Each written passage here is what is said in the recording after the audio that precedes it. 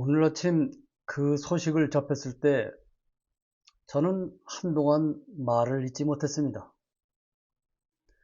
자신을 오선까지 키워준 계양을, 그리고 많은 이들이 자연스럽게 이어질 것이라 보았던 연수을까지, 그리고 미국으로 떠나는 송영길,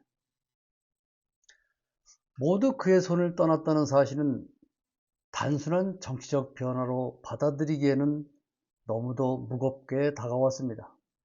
정치는 늘 냉정하다고 하지만 이처럼 한 사람의 자리가 순식간에 사라지는 장면 앞에서는 누구도 쉽게 담담할 수는 없을 것입니다.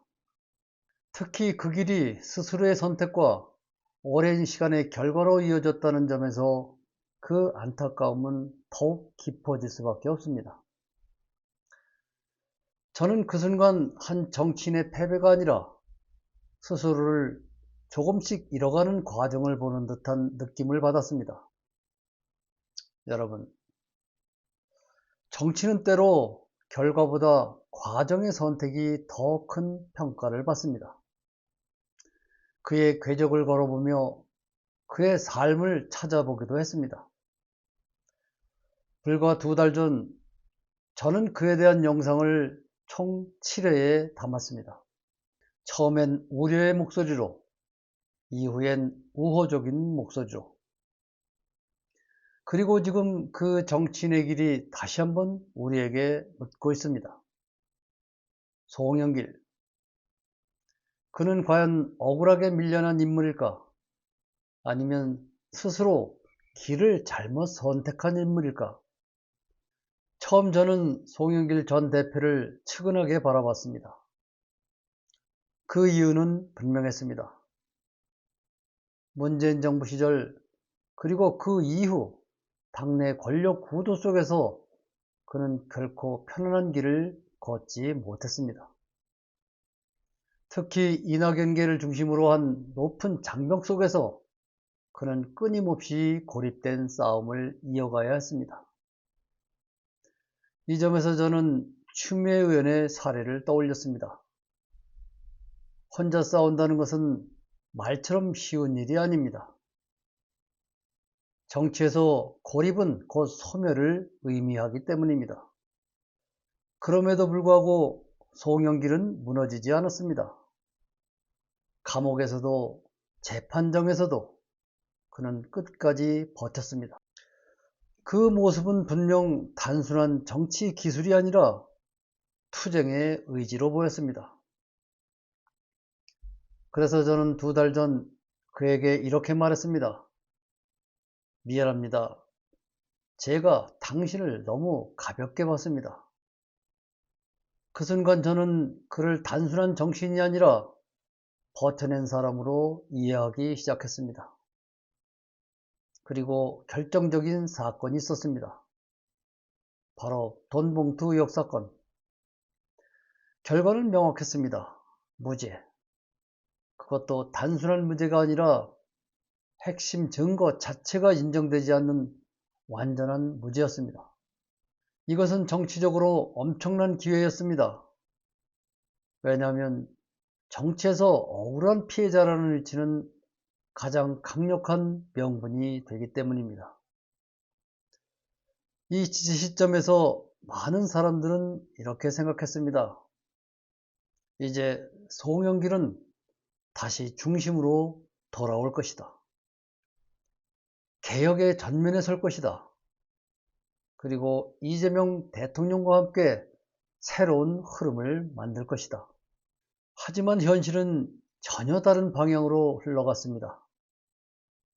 지금 그는 중심이 아니라 경계의 대상이 되어 있습니다. 왜 이런 일이 벌어졌을까? 겉으로 보면 이유는 간단하지요. 중진 카르텔의 견제, 기득권의 방어, 미래 권력에 대한 두려움, 이 모든 해석은 틀리지 않습니다. 하지만 그것은 표면적인 설명일 뿐입니다. 본질은 조금 더 깊은 곳에 있습니다. 그것은 바로 정체성의 문제입니다.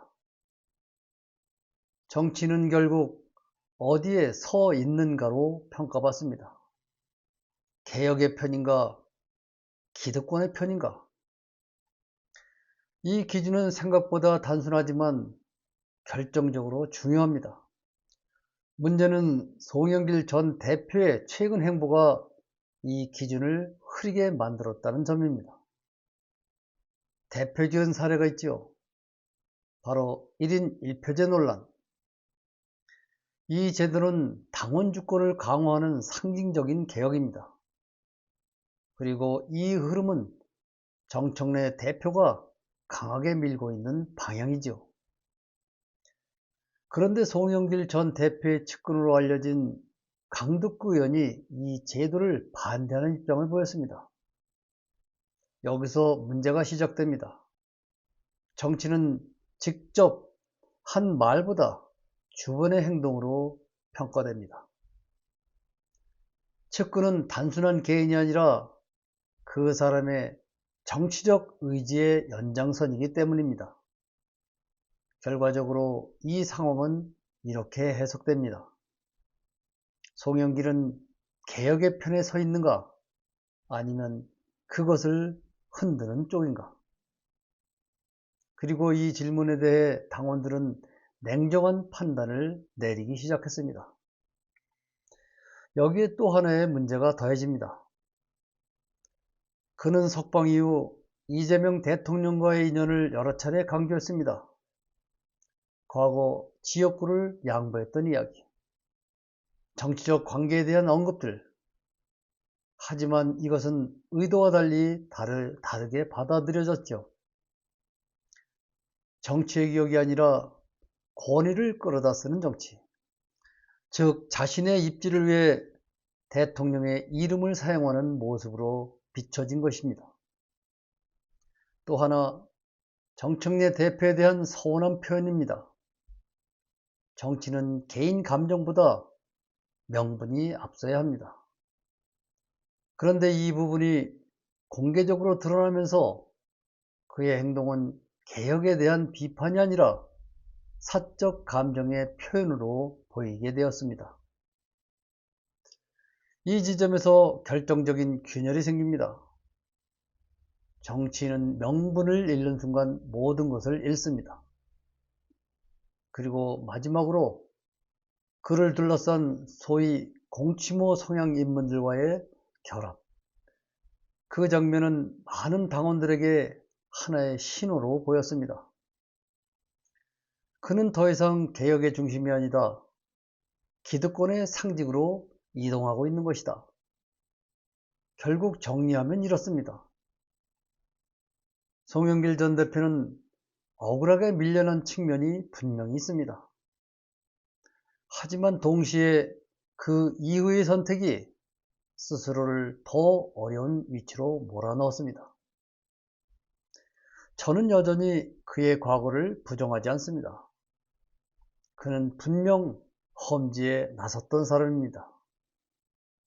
계양을을 내려놓고 서울시장 선거에 도전했던 결단, 그리고 이재명 대통령의 국회 입성을 열어준 선택. 이 모든 것은 정치적으로 의미 있는 행동이었습니다. 하지만 정치에서 중요한 것은 과거가 아니라 현재의 위치입니다. 지금 그는 선택의 기로에 서 있습니다. 개혁의 길로 들어설 것인가? 아니면 기득권의 상징으로 남을 것인가? 저는 그를 비난하기 위해 이 이야기를 하는 것이 아닙니다. 오히려 반대로 그가 다시 자신의 자리를 찾기를 바라기 때문입니다.